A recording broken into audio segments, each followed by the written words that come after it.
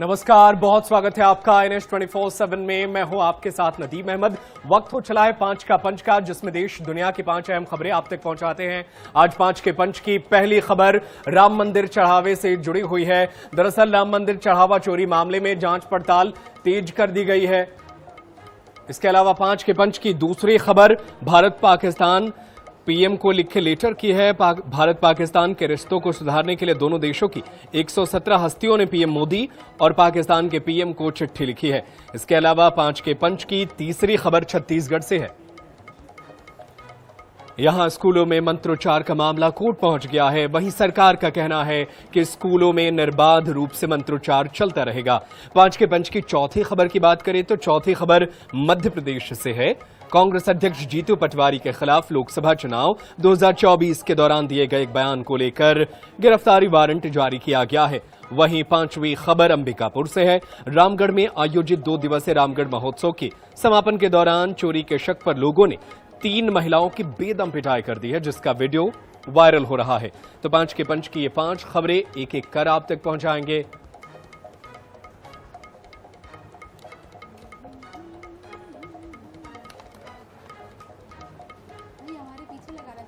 और चलिए खबरों में आगे बढ़ते हैं और 5 के पंच की 5 खबरों को एक एक कर आप तक पहुंचाते हैं।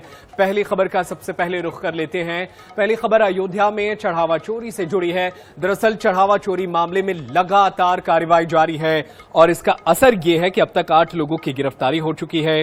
चढ़ावे और आभूषणों के कथित चोरी के मामले में एसआईटी की कार्रवाई के बाद ट्रस्ट की शिकायत पर अब कार्रवाई आगे बढ़ी है। पुलिस अब इस मामले की मनी ट्रेल खंगाल रही है। इसके अलावा एसबीआई समेत 7 बैंकों से आरोपियों के खातों और वित्तीय लेन देन का ब्यौरा मांगा गया है।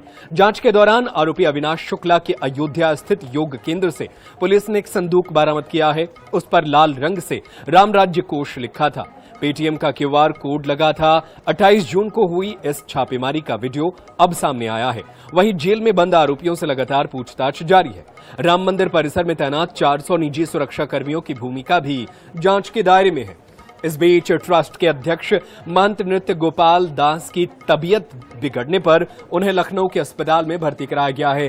बता दें कि जांच एजेंसी को मामले की पड़ताल पूरी करने के लिए 15 दिन का अतिरिक्त समय दिया गया है।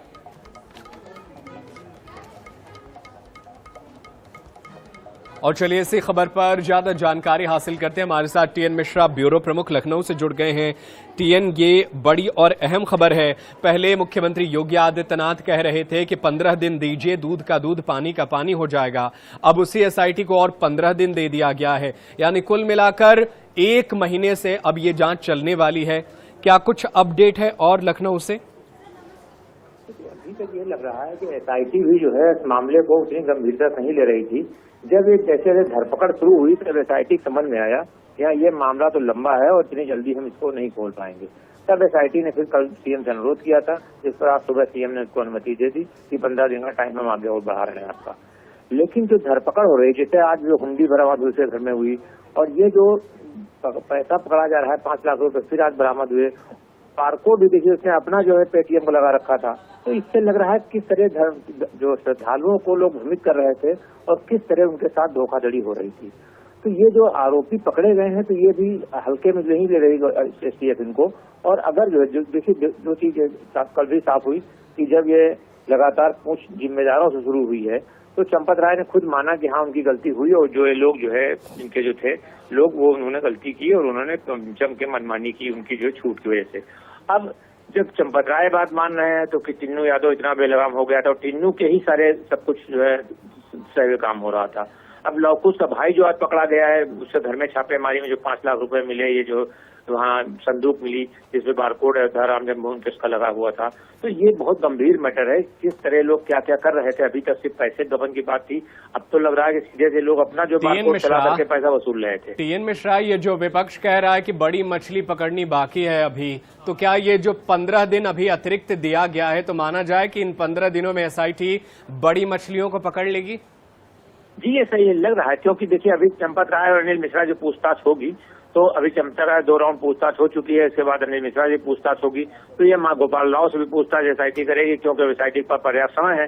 तो अब इससे जो ये लोग बयान देंगे फिर आपस में बयान इनके क्रॉस कराएगी एसआईटी। फिर लग रहा है कि ये लोग जरूर धरपकड़ में आए। दूसरा, संघ प्रमुख ने भी कह दिया है कि जो है इसमें कोई वो न हो।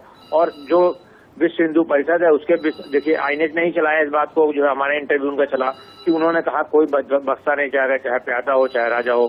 तो इसका मतलब है कि उधर से भी संकेत पूरे हैं, कार्रवाई की जाए। अब पीएम भी इंडिया आ गए हैं तो इसका मतलब जो है कि ये मामला अब गंभीरता से और लिया जाएगा। और ये है कि बड़ी मछलियां जब तक नहीं पकड़ी जाएंगी तब तक पूरा मामला, बड़ी मछलियां जब तक नहीं पकड़े जाएंगे तब तक क्लियर हो ही नहीं पाएगा कि आखिर कौन इसमें जो है अपनी सहभागी दे रहा था और किसके इशारों पर हो रहा था। बहुत शुक्रिया टीएन मिश्रा तमाम जानकारी के लिए। तो अयोध्या चढ़ावा चोरी ये पूरा मामला, और इस पूरे मामले में अब 15 दिन का और समय दे दिया गया है एसआईटी को। यानी कहा यह जा रहा था कि 15 दिन में जांच रिपोर्ट सामने आ जाएगी, लेकिन अब टीम ने 15 दिन और मांगा, जिसे सरकार ने सहमति दे दी है। यानी अब और 15 दिन इंतजार करना होगा। सवाल यह है कि 8 लोगों की गिरफ्तारी के बाद अब किसकी गिरफ्तारी होती है, ये देखना होगा।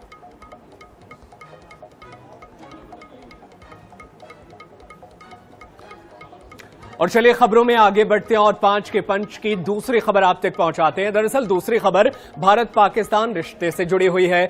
दोनों देशों के रिश्ते सबसे तलखी भरे दौर से गुजर रहे हैं। यानी सबसे इस मुश्किल दौर में भारत और पाकिस्तान के कुछ लोग सामने आए हैं और वो दोनों देशों के प्रधानमंत्रियों को पत्र लिख करके इस टकराव को कम करने की बात कह रहे हैं। दरअसल भारत और पाकिस्तान दोनों देशों के 117 लोगों ने प्रधानमंत्री मोदी और पाकिस्तान के प्रधानमंत्री शहबाज शरीफ को चिट्ठी लिखी है। इसमें कहा गया है कि टकराव नहीं, बातचीत का रास्ता चुनिए ताकि दक्षिण एशिया में शांति और विकास का माहौल बन सके।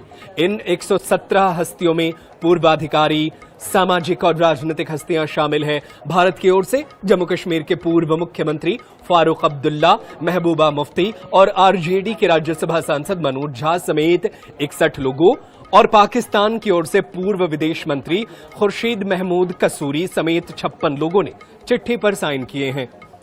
लेटर लिखने वालों का कहना है कि लगातार बढ़ती शत्रुता से दोनों देशों के विकास, क्षेत्रीय स्थिरता और आम नागरिकों के हित प्रभावित हो रहे हैं। वहीं जम्मू कश्मीर भाजपा के नेता रविंद्र रैना ने भारत पाकिस्तान वार्ता की मांग को लेकर लिखे गए लेटर पर प्रतिक्रिया दी। उन्होंने कहा कि भारत सरकार की ओर से किसी लेटर की जरूरत नहीं है।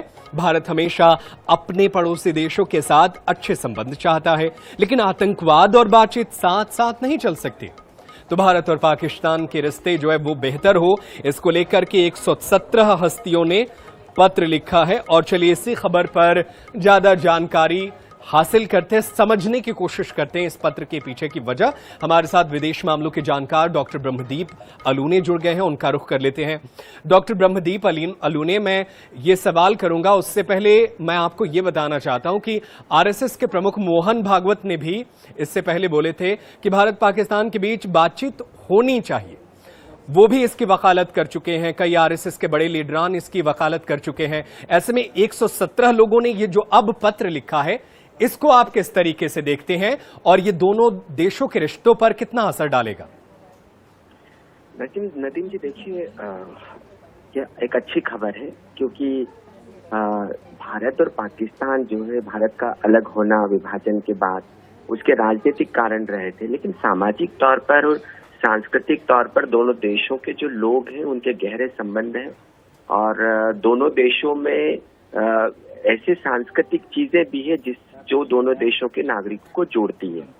तो जब भी जो राजनीतिक तौर पर यदि संबंध बनाने होते हैं तो वो औपचारिक तौर पर बाकायदा वैदेशिक मंत्रालय या सरकारें बात करती है, लेकिन अनौपचारिक तौर पर जो शिक्षाविद है, राजनीतिज्ञ है, ये लगातार कोशिश करते रहे हैं कि भारत, दोनों देशों की तरफ से, कि भारत और पाकिस्तान के मजबूत रिश्ते हों।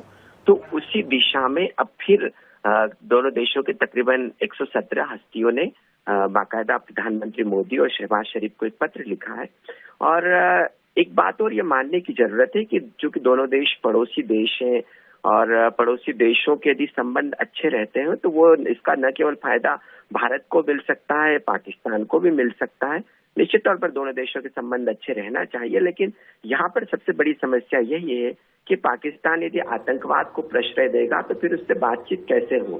तो यह राजनीतिक तौर पर और सामाजिक तौर पर अलग अलग संदेश इसके हो सकते हैं, लेकिन यदि बातचीत होती है तो निश्चित तौर पर समस्याओं के समाधान निकल सकते हैं और इसे अच्छे प्रयासों के तौर पर देखा जाना चाहिए। नदीम, बिल्कुल अच्छे प्रयासों के तौर पर देखा जाना चाहिए, लेकिन ये जो बीच में आतंकवाद आ जाता है तो सरकार के लिए मुश्किल तो यहीं खड़ी हो जाती है, क्योंकि सरकार ने एक बॉर्डर लाइन खींच दी है कि बातचीत और आतंकवाद एक साथ नहीं चल सकते। जी बिल्कुल, देखिए सबसे बड़ी समस्या यह भी है कि राज्य प्रायोजित आतंकवाद बड़ा खतरनाक होता है और पहलगाम में जो हमला हुआ था उसके पहले जो वहां के सेनाध्यक्ष हैं आसिम मुनीर, उनका एक बयान आया था, हिंदुओं के साथ नहीं रह सकते हम, हिंदू और मुसलमानों को अलग अलग बताया गया था। तो राजनीतिक तौर पर यदि पाकिस्तान के जो नेता है वो यदि ऐसा संदेश देंगे तो भारत से अच्छे रिश्ते मुश्किल है। सबसे पहले पाकिस्तान के लोगों को वहां की अपनी सरकारों को समझाने की जरूरत है कि अपने लगाम दे ऐसे बयानों पर, और यदि दोनों देशों में कैसे समझाएंगे सर? उनकी बुनियाद जो है नफरत पर ही पड़ी है, हिंदुत्व के खिलाफ ही जाकर के वो अपनी सरकार बना पाते हैं। ऐसे में ये कहना तो बहुत मुश्किल है कि बातचीत के साथ वो भारत के खिलाफ षड्यंत्र ना करें। जी बिल्कुल, देखिए यही बात है। यदि सबसे बड़ी बात है यहाँ पाकिस्तान में लोकतंत्र नहीं है। पाकिस्तान में यदि लोकतंत्र हो तो पाकिस्तान भारत के साथ बेहतर संबंध चाहती है, लेकिन वहां के सेना के हित भारत विरोध पर टिके हैं और जब तक पाकिस्तान में सेना मजबूत रहेगी, जैसे आप देख ही रहे हैं कि आसिम मुनीर सेनाध्यक्ष से कूटनीतिक कामों में आगे नजर आ, तो ऐसे में पाकिस्तान में जब तक सेना का प्रभाव रहेगा नदीम जी, मुश्किल है भारत और पाकिस्तान के बीच अच्छे रिश्ते बन पाना। लेकिन इसके बीच यदि दोनों देशों की जनता चाहती है तो फिर इसे एक अच्छे प्रयास के तौर पर देखा जाना भी चाहिए। नदीम जी बिल्कुल, बहुत शुक्रिया तमाम जानकारी के लिए डॉक्टर ब्रह्मदीप अलू ने। तो ये भारत और पाकिस्तान के रिश्तों को लेकर के 117 चिट्ठी लिखी गई है और 117 लोगों ने ये पत्र लिखा है ताकि भारत और पाकिस्तान के रिश्ते बेहतर हो सके। लेकिन देखना होगा कि इस पूरे मामले पर सरकार की क्या प्रतिक्रिया सामने आती है।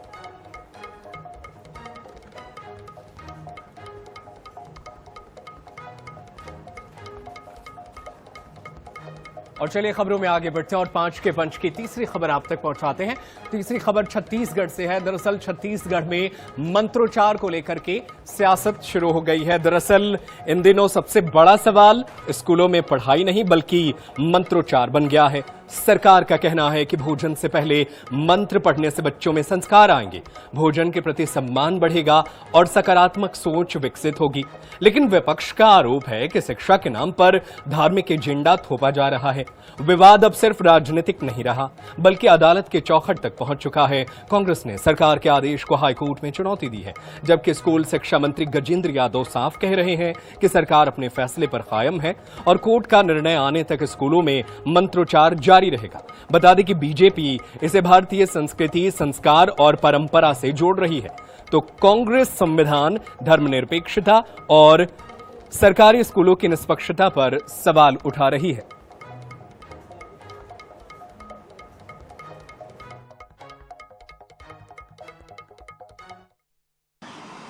देखिए, हम लोगों ने बच्चों को शिक्षा के साथ साथ संस्कार और उसके अंदर एक सकारात्मक ऊर्जा का संचार हो, उसको ध्यान में रख के हम लोगों ने अलग अलग प्रकार के मंत्रों का उच्चारण के लिए शासन ने एक आदेश जारी किया। बहुत दुर्भाग्य की बात है कि जो यहाँ के भविष्य हैं उनको संस्कारवान, शिक्षावान बनाने के लिए हमने जो काम किया उसके खिलाफ आज कुछ लोग, कांग्रेस पार्टी के लोग आज कोर्ट में जो इसके खिलाफ याचिका दायर किए हैं, ये बहुत दुर्भाग्यजनक बात है। कल इसे सुनवाई होगी, लेकिन मैं कहना चाहता हूँ कि निर्बाध रूप से चलेगा। माननीय न्यायालय क्या कहता है वो तो उनके निर्णय आने के बाद ही कुछ होगा, लेकिन अभी सरकार जो आदेश जारी किया उसमें स्टैंड है।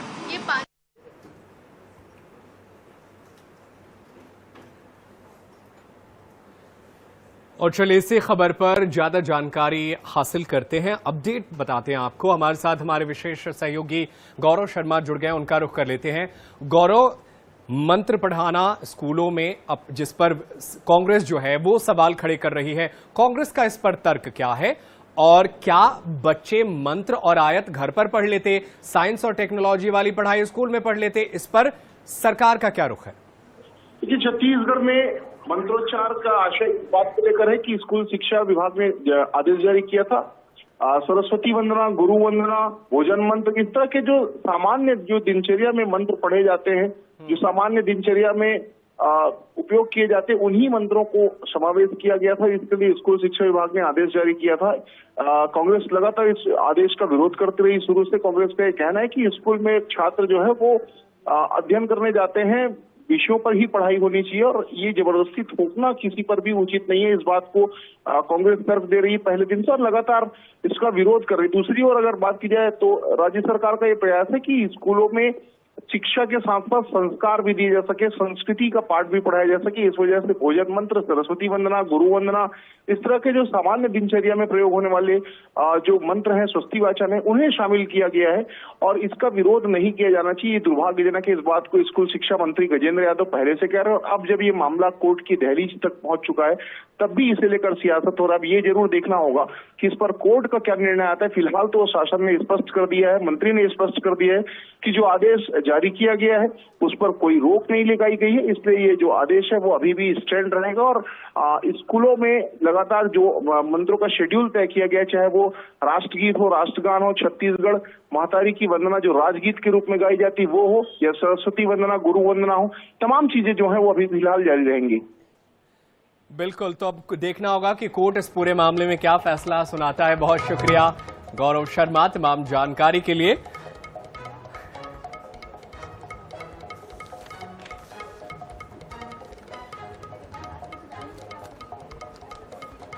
और चलिए खबरों में आगे बढ़ते हैं और 5 के पंच की चौथी खबर आप तक पहुंचाते हैं। चौथी खबर मध्य प्रदेश से है। मध्य प्रदेश में कांग्रेस के प्रदेश अध्यक्ष जीतू पटवारी की मुश्किलें जो है वो बढ़ती हुई नजर आ रही है। जीतू पटवारी के खिलाफ एमपी एमएलए कोर्ट ने वारंट जारी कर दिया है।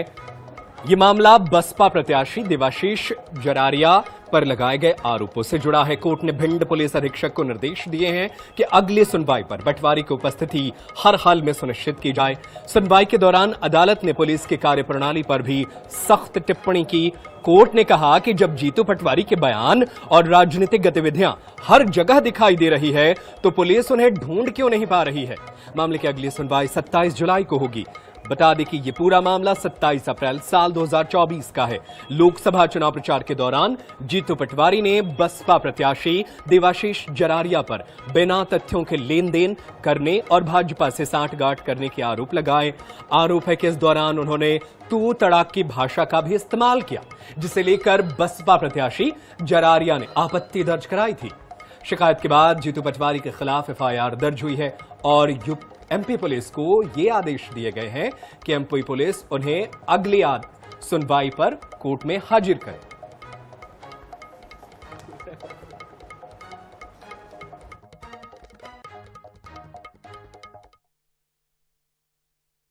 ये मामला वर्ष 2024 का लोकसभा चुनाव के दौरान का है, जब बसपा प्रत्याशी देवाशीष के चुनावी प्रतिनिधि अशोक गुप्ता ने जिला भिंड के थाना उमरिया में एक आवेदन प्रस्तुत करके बताया था कि जीतू पटवारी द्वारा ये आरोप लगाए गए हैं कि बसपा प्रत्याशी भाजपा से सांठगांठ करके चुनाव को प्रभावित करना चाहते हैं। जिसकी विवेचना के बाद जीतू पटवारी को आरोपी बनाया गया, जिसका प्रकरण आज एमपी एमएलए कोर्ट में लंबित था, जिसमें कई बार न्यायालय द्वारा जमानती और सम्मन जारी किए गए लेकिन उनके उपस्थित नहीं हुए। इसलिए आज न्यायालय ने उसको गंभीरता से लेते हुए आरोपी जीतू पटवारी के विरुद्ध गिरफ्तारी वारंट जारी किया है, जिसमें उनकी सुनिश्चिति हेतु एसपी भिंड को लेख किया गया है।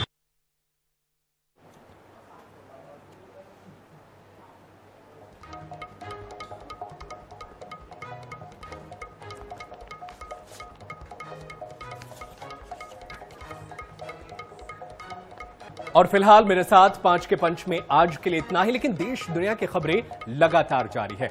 आगे देखिए सबसे अहम डिबेट सवाल छत्तीसगढ़ का हमारे सहयोगी सनी गंगासागर के साथ।